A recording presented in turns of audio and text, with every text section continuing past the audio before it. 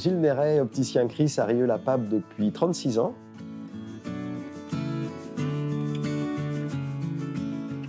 On a supprimé tout ce qui est plastique, sacs en plastique. Maintenant, toutes nos livraisons sont dans des sachets en papier. Je travaille exclusivement avec des laboratoires français, donc soit laboratoire Chris, soit laboratoire Essilor.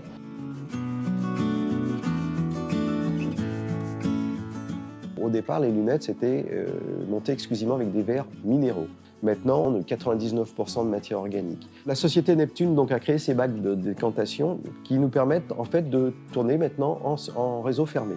Quand on va meuler des verres, l'eau qu'on va utiliser est en permanence recyclée. On a 2 bacs. On a un bac d'eau qui va fonctionner toute la journée. C'est-à-dire quand le verre est meulé, l'eau passe sans cesse dans ce bac en passant par un filtre. Et ça nous sort toujours une eau propre et pure pour hydrater les verres lors du meulage. Cette eau qui est chargée de particules va passer dans un sac qui va filtrer toutes les particules. Et comparé à l'économie d'eau, donc nous on a 50 litres d'eau qui tourne en permanence, comparé aux près de 1000 litres par jour qu'on pourrait consommer dans des grosses journées.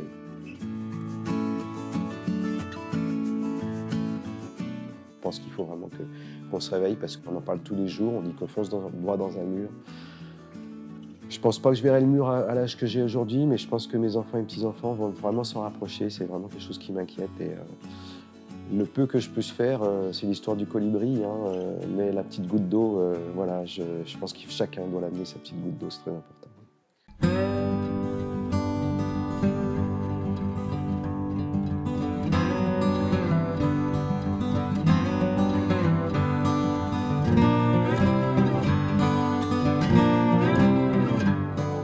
Des années 2000, on a pris conscience qu'il fallait faire quelque chose. Nous étions un gros pollueur et donc à partir de 2007, on s'est orienté dans un premier temps avec des imprimantes à base d'encre végétale et ensuite on a décidé de mettre en place une personne qui allait guider notre politique environnementale et aujourd'hui c'est un fondement de l'entreprise.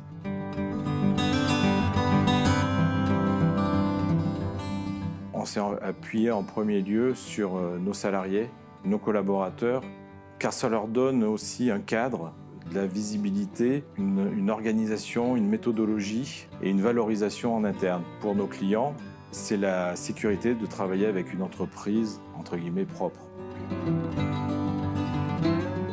Ce bilan carbone nous a mis en exergue le fait que 47% des émissions de gaz à effet de serre provenaient des transports.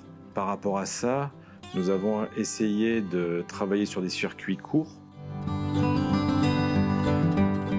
Nous avons des véhicules électriques chez ATC. Je suis en négociation avec une entreprise pour mettre à disposition des vélos électriques au sein de l'entreprise. Les collaborateurs travaillent sur la possibilité de mettre en place du covoiturage. On a très peu d'éclairage. L'éclairage naturel est déjà source de lumière. Et également, là, on est en train de faire le passage au niveau d'éclairage LED pour l'ensemble du bâtiment.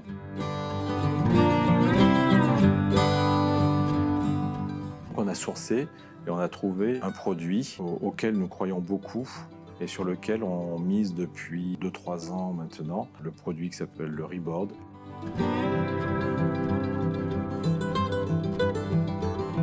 Le produit est de fabrication suédoise, totalement recyclé et recyclable. En conclusion, ça fait 10 ans que nous avons entrepris notre démarche environnementale, ça fait 10 ans que nous avons construit ce bâtiment. Aujourd'hui, nous sommes dans le pragmatisme, nous menons les actions que nous jugeons nécessaires et demain, d'autres actions vont venir. Tout ceci n'est qu'une chaîne de bon sens.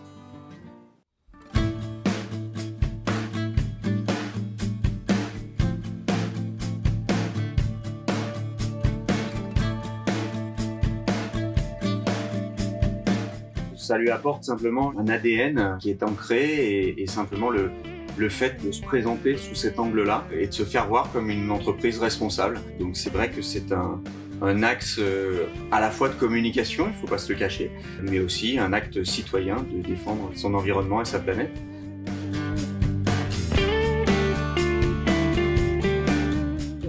L'année dernière, réalisé un audit énergétique sur nos différents sites qui présente donc notre niveau de performance et de pistes d'amélioration puisqu'on est de toute façon toujours dans cette démarche de recherche d'amélioration continue.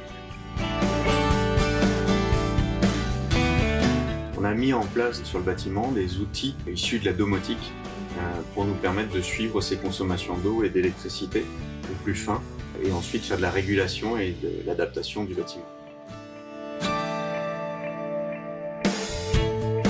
On a mis en place tout un tas d'éléments autour de l'éco-conduite, par exemple, sur nos chauffeurs et nos techniciens d'archivage. On équipe nos sites de visioconférences qui nous permettent d'effectuer nos réunions. Et comme justement on a cette implantation sur tout le maillage du territoire national, ne pas être obligé de prendre un train, un avion pour effectuer nos réunions.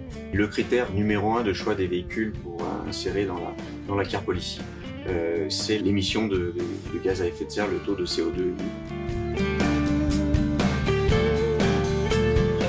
On va aussi mettre en place donc, des bornes de recharge pour des véhicules électriques. Il y a dans l'entreprise et à titre personnel des convictions que notre planète n'est pas indéfinie et en tout cas qu'on puise beaucoup dans les ressources naturelles. C'est de notre responsabilité d'être acteurs, de participer à cette sauvegarde de notre environnement et de notre planète. La question c'est comment est-ce qu'on avance, comment est-ce qu'on évolue. Donc, il y a des choix à faire, il y a des investissements à faire et c'est de notre responsabilité de les faire.